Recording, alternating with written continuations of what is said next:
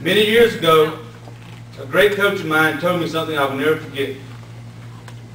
I was told the most valuable thing a coach has to offer his players is his time.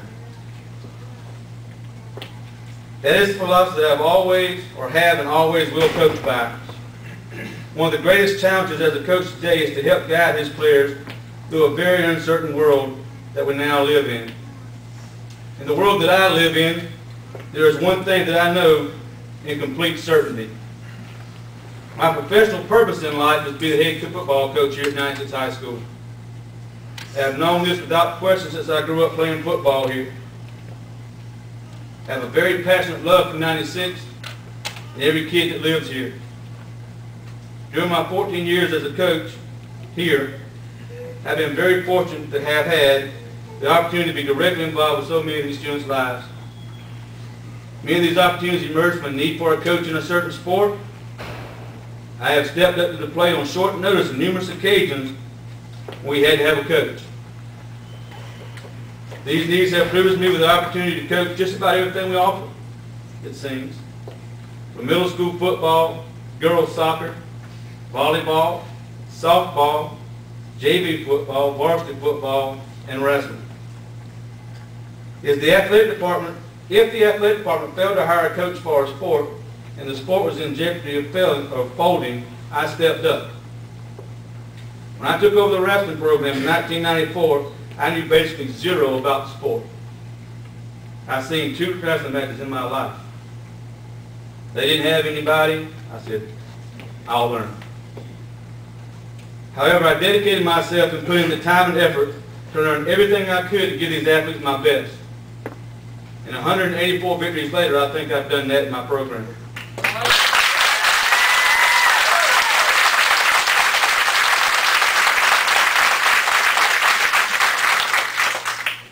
On the football field, I and the defensive assistants, quite frankly, have year in and year out consistently produced great defensive teams that were instrumental in many accomplishments, including state championships. I have total confidence in my ability to coach football, and my results over the years is the foundation for that confidence. This year I've been instrumental in bringing back pride to this school, and believe me, it needed it.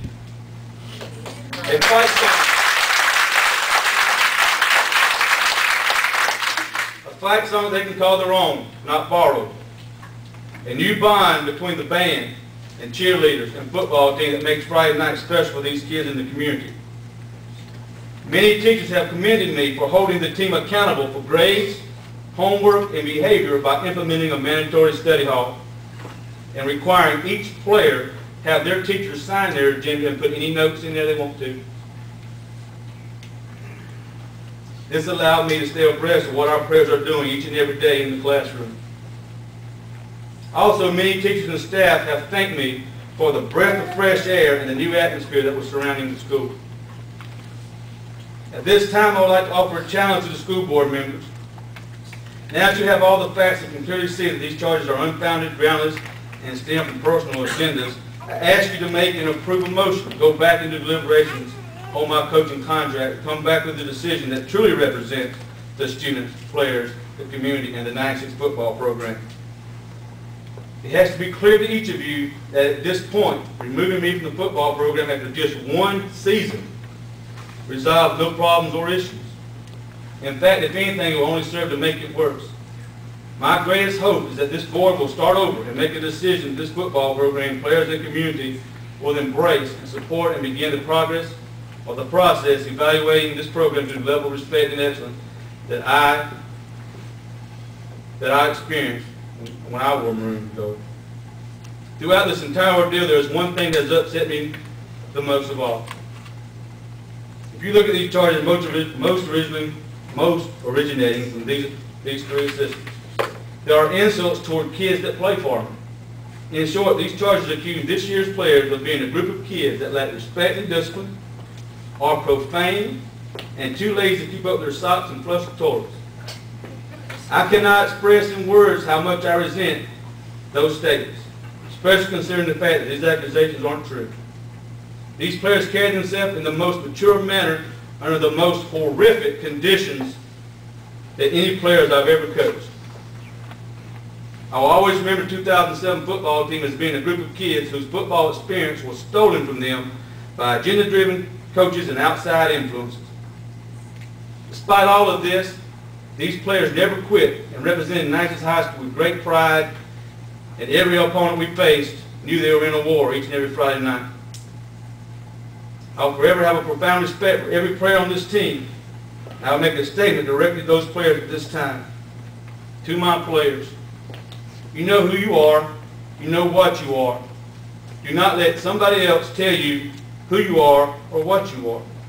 That is for you and only you to decide within yourself. Always be proud of what you accomplished this year as a 96 Wildcat. Your commitment, hard work, and tenacity have raised the bar of maturity here to a level that no team before you have ever achieved.